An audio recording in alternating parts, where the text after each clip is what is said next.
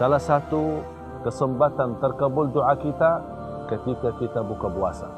Oleh karena itu, manfaatkan waktu sebelum azan walaupun seminit, 2 minit untuk berdoa kepada Allah Subhanahu wa taala. Karena doa di saat itu sangat terkabul, bahkan tidak ditolak. Silahkan sebutkan hajat anda, silahkan maksimalkan doa walaupun 1 minit. Asal sebelum azan, sambil kita menunggu azan, kita mengangkat tangan dan berdoa kepada Allah Subhanahu wa taala. Memohon hajat kita, memohon ampunan, memohon diterima puasa kita di hari itu. Dan juga jangan lupa menjaga kebaikan. Ramadan ini cepat, begitu mulai sebentar habis.